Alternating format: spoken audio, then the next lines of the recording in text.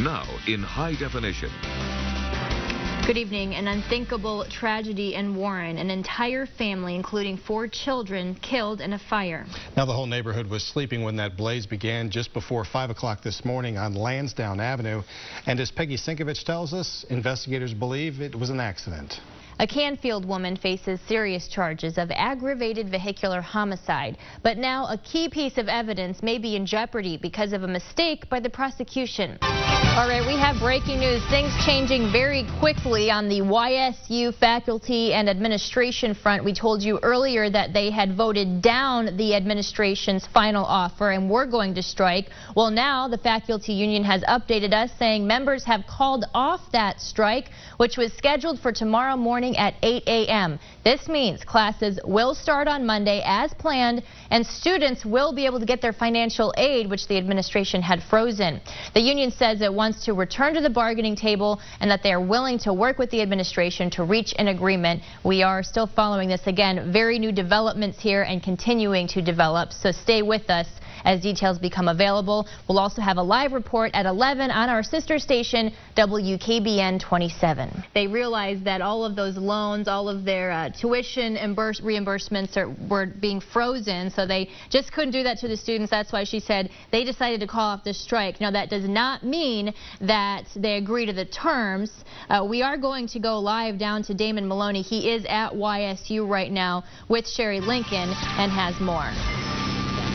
April is National Donate Life Month. Many of us don't realize the huge number of people who need some type of organ transplant to survive. It's more than 100,000. Among those, a man from Brookfield, Ohio, who hopes to get off that list soon. Anita and I flew together at U.S. Airways as flight attendants. It was an instantaneous friendship. I just loved him from the minute I met him, and I want him to be well. Philip Mastronardi often seems as lighthearted as a kid, and in many ways he is. I kind of take things as they come anyway. That's a big part of what's gotten him through the last 22 years, which is how long he suffered from kidney disease. I kicked my shoe off, and I went to put it back on when it came, and I could barely get it back on. They were really puffy. A first indication that something was wrong. Not long after that, Philip's doctor told him he would eventually need a kidney transplant. The prognosis for long-term survival, as we put it, is poor, on dialysis. Philip has been on peritoneal dialysis for the last 9 months. Tonight when I go to bed, I'll get on this machine, I'll hook up, this tube will hook up to that tube, and I'll sleep, and it will drain the fluid out, and it'll refill me, and it will do that 3 or 4 times during the night, and it mimics the kidney. But that's all it does, mimics. He still needs the real thing, and he's been on the organ donor list for over a year now. Put a post on Facebook that he was in renal failure, he was gone on dialysis. And she called me the next day when she saw it on Facebook and said, are you on I see you're on dialysis and you don't have a kidney. And I said no, and she goes, tell me what to do. I'm your kidney. And she is. Anita is a perfect match, ready to give Philip the kidney he needs. I often try to think of things to say so that I could convey how much this means to me, you know, and there's no, I mean, that's the biggest gift in life. In a way, it's a gift for Anita, too. During the extensive testing to see if she was a match, doctors discovered she had a very underactive thyroid, a problem they have since corrected. I told Philip, see, I'm getting something out of this. I would have never found out I had a thyroid condition. Not only is she giving me this gift, but then she's trying to comfort me so that I, you know, accept it. After 30 years of friendship and one amazing gift, it's more than just words when Philip says a part of Anita will always be with him. Did just talk to officials with the Cleveland Clinic. They say that the surgery has gone very well, and both Anita and Philip should recover in a short amount of time. Don't go away. We'll be right back after this.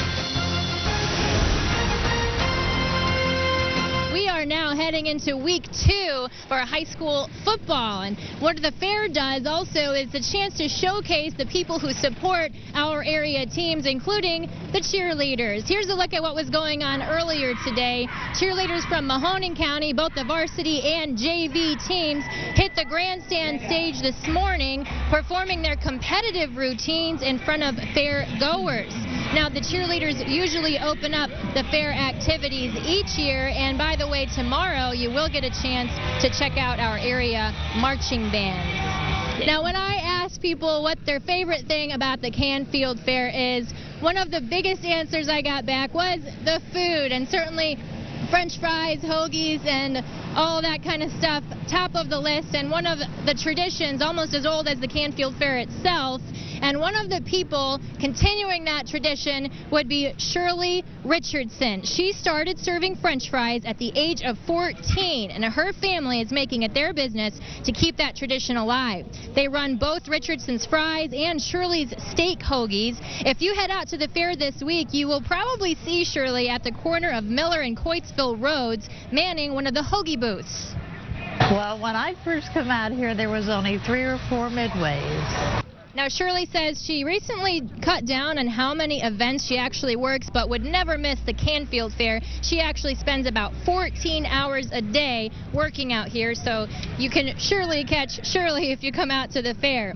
And also, before you go and pick up all that delicious fair food, the Mahoning County Board of Health wants to remind you, stop and wash your hands. They have extra signs up near all the animal barns and food vendors. Also, you'll notice a lot more antibacterial dispensers throughout the fairgrounds. We usually go to the fair to see the animals before and after you engage in those activities. Also, of course, important to stop the spread of germs with the number of people that are out here passing through, and of course, since we're heading into cold and flu season, so keep that in mind when you do come out. Here's a little bit about what you need to know for the rest of the week. Gates open at 8 a.m. daily, 6 and under free, adults $7. And as far as your day-to-day events, don't forget Reba will be here Sunday, and then Blake Shelton and Chris Young will be here Monday. Real quick, I just want to introduce you to the winner of the turkey contest over at the Junior Fair. What's the turkey's name as he walks away? The turkey's name is Delectable. Congratulations. Thank you. And tomorrow they will be judging the pigs, so we'll see how that all goes. Thanks for sharing your turkey with us today. You're welcome. Have you been enjoying the weather? I have been. It's very nice out. Do you have a question for Don Guthrie? He's in the Weather Center. What's it going to be like the rest of the fair? Good question. Don? Well, I'll tell you what, unfortunately, the news isn't all that good. The closer we get to the weekend, the more rainier it gets. Fox, now in high definition. Good evening, and first tonight, a 2-alarm fire heavily damaging the Omega garage door business in Youngstown. Teresa Weakley has more from the scene. At this point, fire officials do have everything under control here. We did talk to the one person who was in the building when this fire started. The accountant was right over here in these offices. She says the dog started barking. She thought that maybe someone was trying to break in, but then she smelled the smoke. That's when she called police. The fire had quite a bit of progress in the middle back of the building. We already had some roofs coming in the back. We did get slowed down quite a bit by the garage doors having to cut our way in. But once we got access, we were able to get the fire cut off on both ends and hopefully get this thing confined just to the middle. And fire officials say that because of all the product in the warehouse, there was a lot of damage. They don't know exactly how much at this point. However, they were able to salvage most of the offices with all the records and computers. In Youngstown, Teresa Weakley, First News on Fox. Now in high definition. Good evening. Thanks so much for joining me on this election day with several key issues on the ballot. Most officials expect a pretty good voter turnout. In Mahoning County, the estimates are upwards of 45%. Now, here's how things looked this morning. This is at St. Patrick Church in Youngstown. Not too busy at that time. However, we already know that nearly 17,000 people voted early in Mahoning County. That's 4,000 more than the last off-year election, which was in 2009. You can credit much of that to State Issue 2. It's been the hot topic this year, and soon enough we will know whether or not voters in Ohio chose to repeal the law known as Senate Bill 5. We Are Ohio is one of the groups pushing for a no vote on issue 2. Dan Martin joins us live now to talk more about that. Dan. That's right, Teresa. It's just a gorgeous night here in downtown Youngstown. Teresa, back to you. All right, thanks so much, Dan. We're actually going to go over to Boardman now. Jerry Ricciuti is standing by at the Mahoning County Republican headquarters.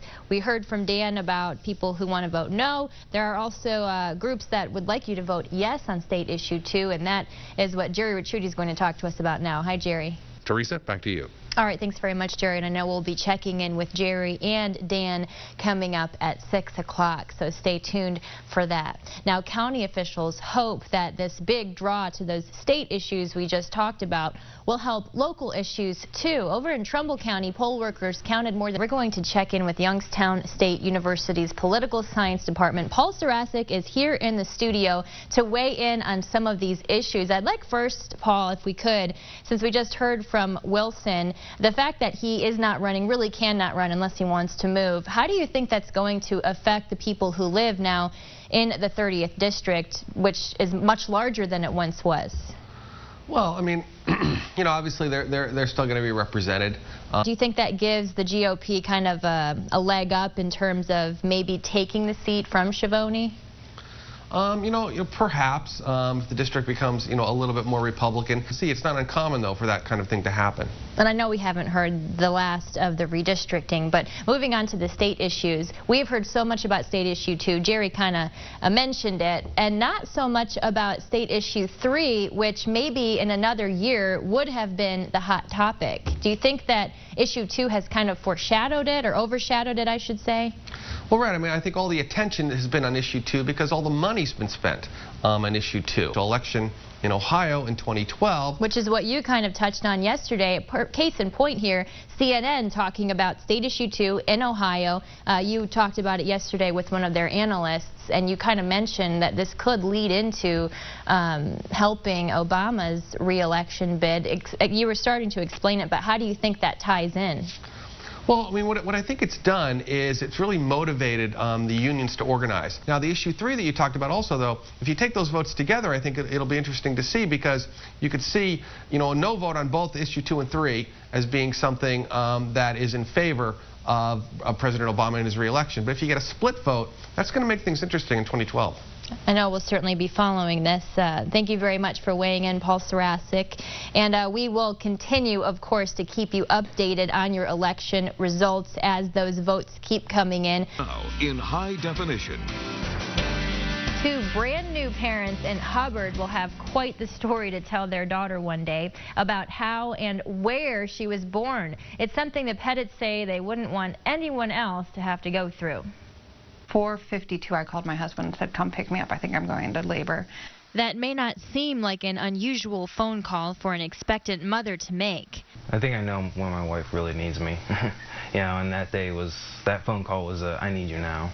That's because Emily Pettit was just 7 months pregnant, not due until June 20th. But her baby had a different schedule. Just went in the office and sat down for a minute thinking, oh, I'll be fine. I just probably did something, didn't realize I twisted funny or something like that. On what started as a normal day at work at Dunham's Sporting Goods in Newcastle, Pettit went into labor in a bathroom stall near the back of the store. Became very clear that that's not the situation, and got into the restroom as quickly as I could. Then, about 10 minutes later, I picked her up with one hand and then got my sweatshirt off one arm, switched hands, and then pulled my sweatshirt off the other arm, and then just wrapped her up. I mean, that's all I could do. That's all I knew to do was that, and I was very happy she was crying and screaming when she came out. Not long after that, Emily's husband came rushing in. Everybody says a big relief and a big weight off your shoulders, and I always thought that's odd, but I understand it now. Eleanor Ann Pettit, or Ellie for short, was born at just 3 pounds, 13 ounces. I was trying to describe it to my mother-in-law, and I said, well, think of picking up a 5-pound bag of flour and subtracting almost half of that. She's in the NICU unit at St. Elizabeth Hospital, but should come home in 4 to 6 weeks, just before her due date. I'm super proud of my wife for knowing what to do. Kind of an experience to deliver that way, and hopefully no one else will have to do that. She did that all by herself, by the way. Emily was released from the hospital around noon today. Then she went straight over to St. E's to see baby Ellie. Says she can't wait to bring her home.